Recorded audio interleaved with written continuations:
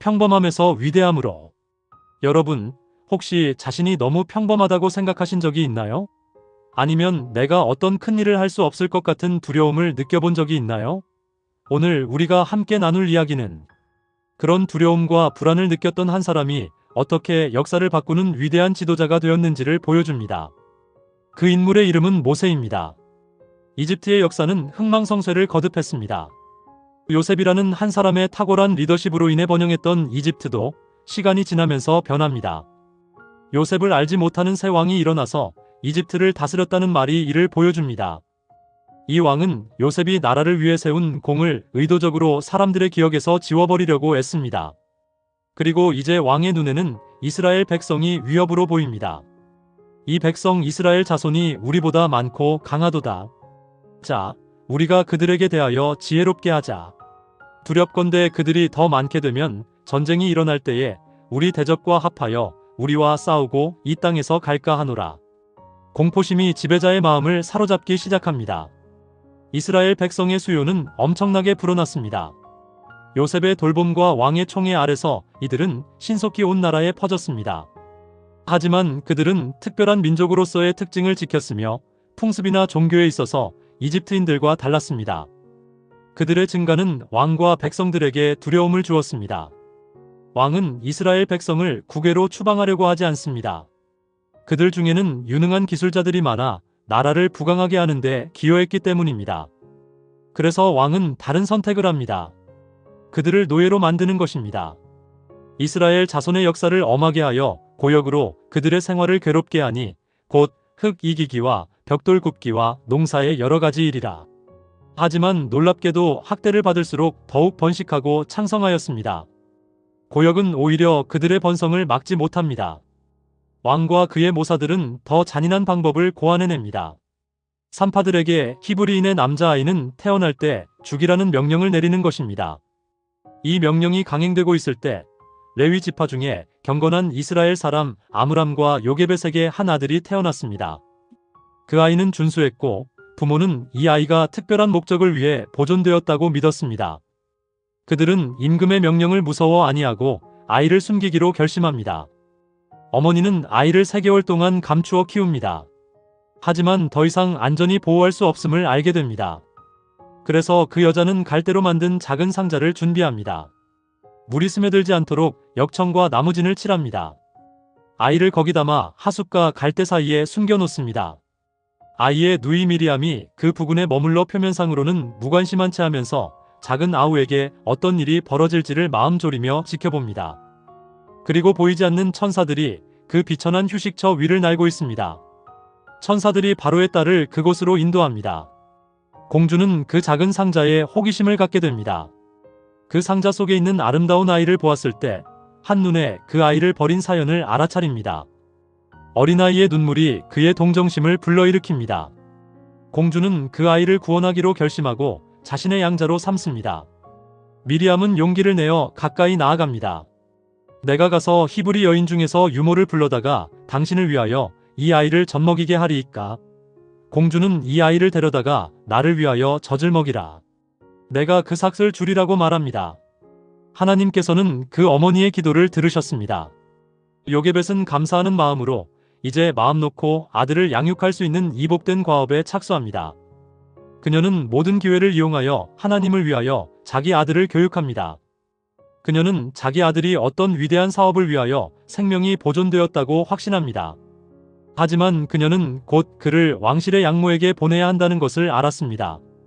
거기서 그는 하나님에게서 떠나게 하는 감화에 둘러싸이게 될 것입니다.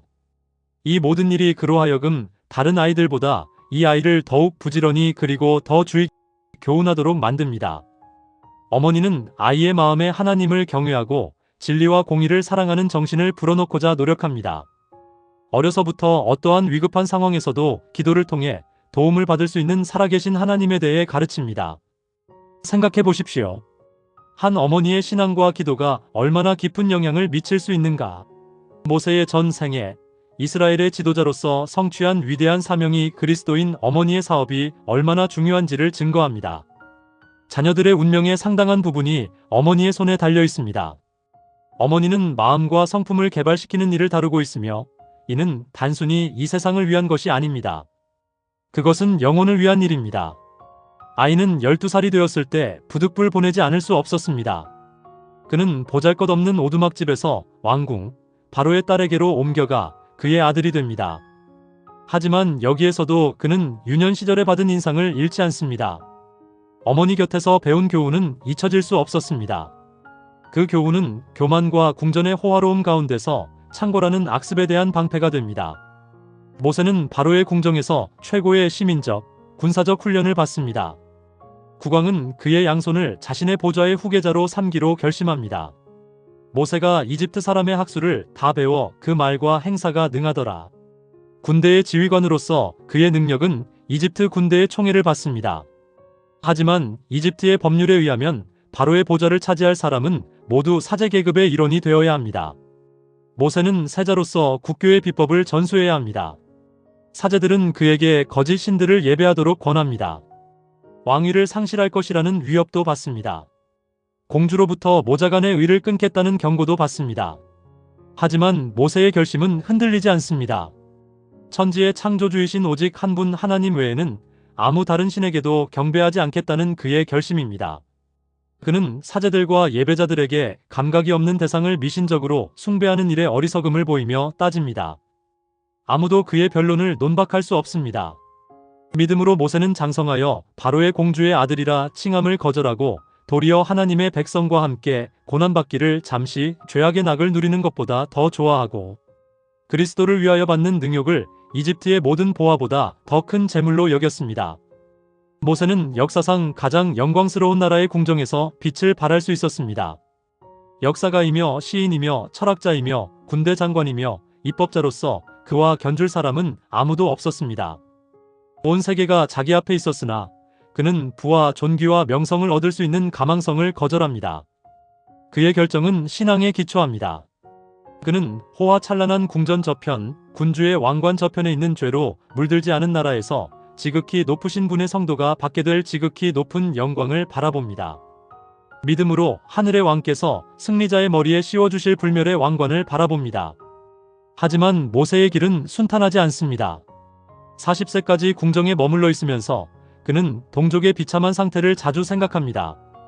때때로 노역에 종사하는 동포를 방문하여 격려합니다. 때때로 동족이 불공평하게 압박당하는 광경을 보고 흥분하여 복수심을 불태웁니다. 어느 날 그는 궁전 밖에서 한 이집트 사람이 이스라엘 사람을 때리는 것을 봅니다. 달려들어 그 이집트 사람을 쳐 죽입니다. 그 이스라엘 사람 외에는 아무도 목격한 자가 없으므로 모세는 즉시 그 시체를 모래에 묻어버립니다. 저는 그 형제들이 하나님께서 자기의 손을 빌어 구원하여 주시는 것을 깨달으리라고 생각하였으나 저희가 깨닫지 못하였더라. 하지만 그들은 아직 자유를 얻을 준비가 되어 있지 않습니다. 이튿날 모세는 두 히브리 사람들이 싸우는데 한 사람이 잘못된 것을 봅니다. 그 사람을 책망하자 그는 역으로 누가 너를 우리의 주제와 법관을 삼았느냐? 내가 이집트 사람을 죽임같이 나도 죽이려느냐? 라고 대꾸합니다. 이제 사건의 전말이 이집트 사람들에게 알려집니다. 크게 과장되어 바로의 귀에 들어갑니다. 왕은 모세가 자신의 백성을 지휘하여 이집트 사람들을 대항해 정부를 전복할 계획을 세웠다고 생각합니다. 바로는 당장 모세를 죽이기로 결정합니다. 하지만 모세는 이미 신변의 위험을 느껴 아라비아로 도망쳐 있었습니다. 여호와께서 모세의 길을 인도하여 미디안의 제사장이요 왕인 이드로의 집에서 거처를 찾게 합니다.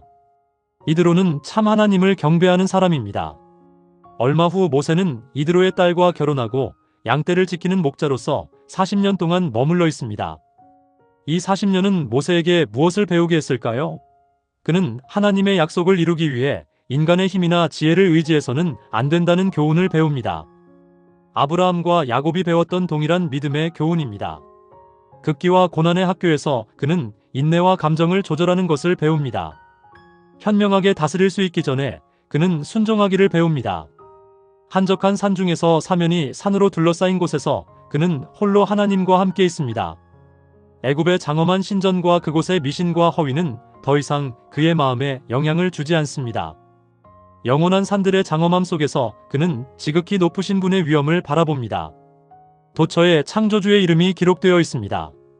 모세는 그분의 임재 속에 서 있는 것 같고 그분의 능력으로 둘러싸인 것 같습니다.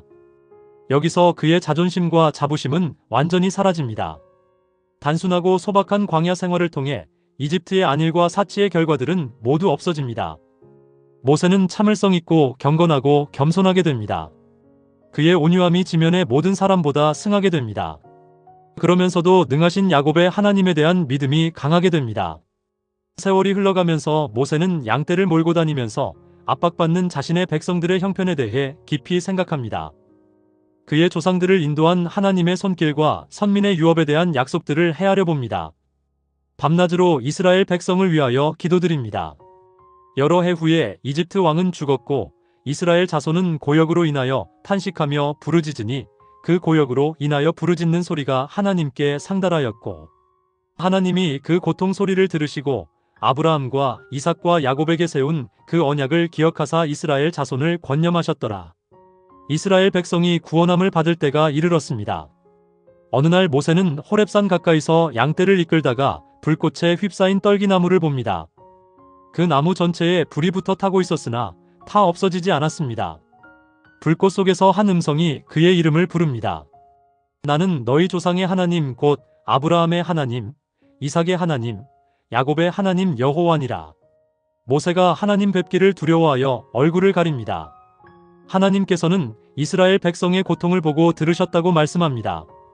이제 내가 너를 바로에게 보내어 너로 내 백성 이스라엘 자손을 이집트에서 인도하여 내게 하리라. 이 명령을 듣고 놀란 모세는 떨리는 음성으로 내가 누구간데 바로에게 가며 이스라엘 자손을 이집트에서 인도하여 내리이까? 라고 말하면서 뒤로 물러섭니다. 주의 대답은 내가 정녕 너와 함께 있으리라입니다. 하지만 모세는 겪게 될 어려움들을 생각합니다. 많은 사람들이 거의 하나님에 대한 지식을 잃어버렸고 그 백성들의 무지와 불신을 생각합니다. 그는 내가 이스라엘 자손에게 가서 이르기를 너희 조상의 하나님이 나를 너희에게 보내셨다 하면 그들이 내게 묻기를 그의 이름이 무엇이냐 하리니 내가 무엇이라고 그들에게 말하리이까? 라고 여쭙습니다. 하나님께서는 표징들을 보여주십니다. 지팡이를 땅에 던지라고 하면 그것이 뱀이 됩니다. 손을 품에 넣으라고 하면 문둥병이 발합니다. 다시 넣으라고 하면 나아집니다. 하지만 모세는 여전히 두려워합니다. 주여 나는 본래 말에 능치 못한 자라. 주께서 주의 종에게 명하신 후에도 그러하니 나는 입이 뻣뻣하고 혀가 둔한 자니이다. 하나님께서는 누가 사람의 입을 지었느뇨? 나 여호와가 아니뇨? 이제 가라. 내가 내 입과 함께 있어서 할 말을 가르치리라고 말씀합니다. 하지만 모세는 더 유력한 인물을 선택하도록 탄원합니다. 이러한 변명들이 처음에는 겸양에서 나왔으나 하나님께서 모든 어려움을 제거하시고 승리를 주시겠다고 약속하셨는데도 계속 뒷걸음치는 것은 하나님께 대한 불신을 나타내는 것입니다. 이제 모세의 형 아론에게로 주의가 향합니다. 하나님께서는 너는 그에게 말하고 그 입에 말을 주라. 내가 내 입과 그의 입에 함께 있어서 너의 행할 일을 가르치리라. 그가 너를 대신하여 백성에게 말할 것이니라고 말씀합니다. 모세는 더 이상 저항할 수 없습니다. 하지만 일단 그 임무를 받아들인 이상 그는 모든 일에 여호와를 전적으로 신뢰합니다. 그의 사명의 중대함이 그로 하여금 최대의 지력을 행사하게 만듭니다. 하나님께서 그의 신속한 복종에 축복하십니다. 그는 능변가가 되고 희망찬 사람이 되고 침착한 사람이 됩니다. 그는 사람에게 맡겨진 과업 중 최대의 사업을 행할 수 있는 매우 적합한 사람이 됩니다. 생각해 보십시오. 모세의 변화는 우리에게 무엇을 말하는가? 그것은 우리가 자신의 약함과 부족함을 깨달을 때, 하나님을 전적으로 신뢰할 때, 우리는 진정한 강함을 얻을 수 있다는 것입니다. 사람이 자신의 능력과 지혜를 의지한다면 그는 실패할 수밖에 없습니다. 하지만 하나님의 능력을 신뢰하고 성실하게 그분의 사업을 수행하려 한다면 아무리 지위가 낮고 능력이 적은 사람일지라도 참으로 위대한 사람이 될 것입니다. 당신의 현재의 위치가 어디에 있든 당신이 느껴지는 두려움이 무엇이든 하나님은 당신을 보고 계십니다. 그분은 당신의 약함을 아실 뿐만 아니라 그 약함 위에 당신의 강함을 세우실 준비가 되어 있습니다. 모세처럼 우리도 자신의 연약함을 인정하고 하나님의 말씀에 순종하며 그분의 능력에 의지할 때 우리의 삶은 변합니다. 평범함은 위대함으로, 두려움은 담대함으로, 약함은 강함으로 변하게 됩니다. 당신도 모세가 되실 수 있습니다.